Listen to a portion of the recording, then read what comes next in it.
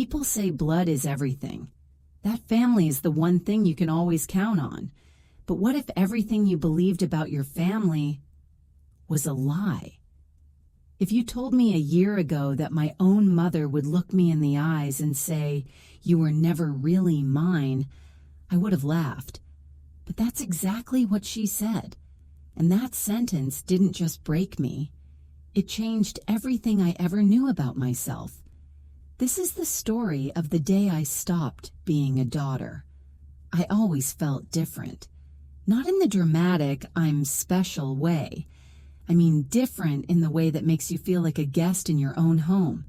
My mom was always cold, not abusive, just distant. She cared about my grades, not my feelings. She remembered my sister's birthdays, but always forgot mine. Even when I was little, I noticed her hugs weren't real. My sister, Claire, on the other hand, she was everything, the favorite, the golden child, Mom's mini version. When they were together, they looked like a matching set. And me? I felt like the spare piece in a puzzle I was never meant to be part of. It happened on a Sunday morning. My aunt, who had a habit of talking too much, was flipping through old photos at a family gathering. She said with a laugh I'll never forget, "Funny how Claire looks so much like your mother. But you look nothing like anyone." Everyone laughed, except me. That sentence stuck like a splinter. That night I went to the bathroom, turned on my phone's camera, and stared at my reflection. Dark eyes, sharp jaw, no resemblance, not to my mom, not to my sister, not to anyone. It was nothing new. What was new was my need to know why. A month later, my mom and sister went on a weekend trip. I stayed home, and for the first time in my life, I looked for the truth. Something in my chest told me exactly where to go. Her closet.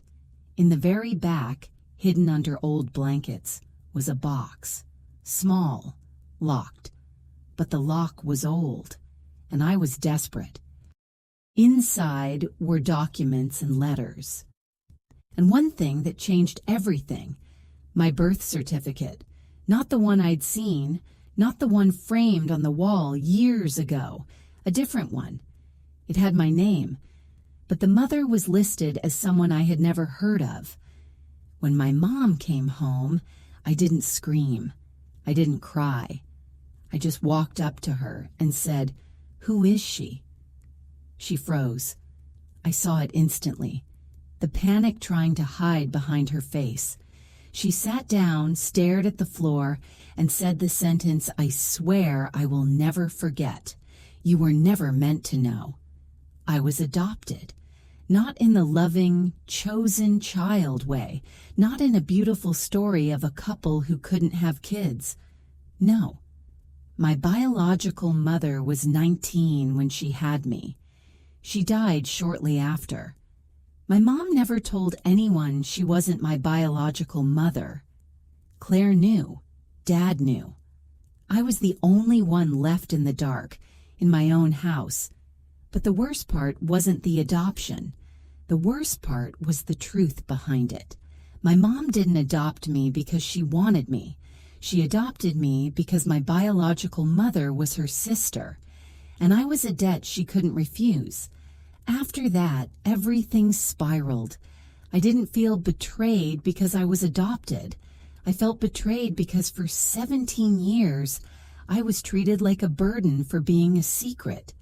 My entire childhood made sense at once.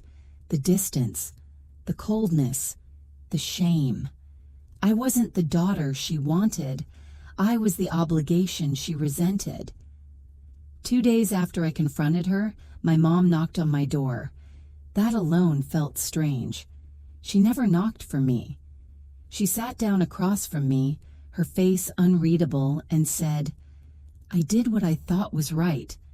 Not, 'I'm sorry,' not, 'I should have told you the truth,' just a justification, delivered like a favor. She told me I should be grateful I wasn't sent to foster care.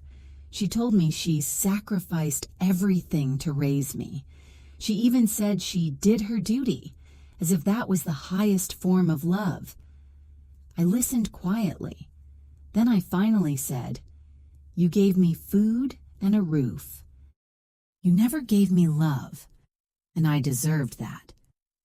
She stared at me like she didn't understand the difference. That's when I realized she wasn't cruel. She was empty, and emptiness cannot give love. The night before I left, we had one last family dinner. No one spoke much. The clinking of silverware sounded louder than our existence together. Claire scrolled on her phone. Dad stared into space. Mom moved food around her plate like she was waiting for something to happen. And I just sat there thinking, this was never a family. It was just a house. At the end of the meal, I stood up and said, "Thank you for raising me, but I'm not going to stay where I was never wanted." No one said, "Don't go." No one said, "We love you." No one even looked up. This time, the silence helped me make the cleanest exit of my life. When I moved into my small apartment, I wrote my mother a letter. Not to hurt her, not to beg for anything, just to say the things I had carried for far too long. I know you think you did enough, but surviving a childhood is not the same as being loved. I didn't need duty. I needed a mother. I didn't send it.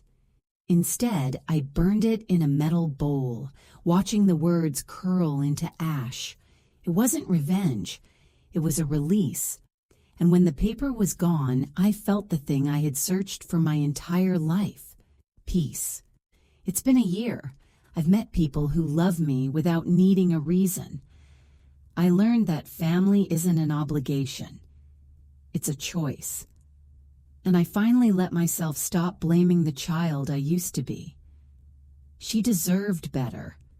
I deserved better. And if my biological mother had lived, she would have loved me like a daughter, not like a debt.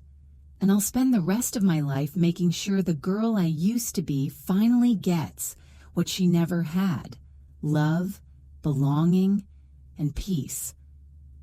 Family isn't just blood. It's not guilt.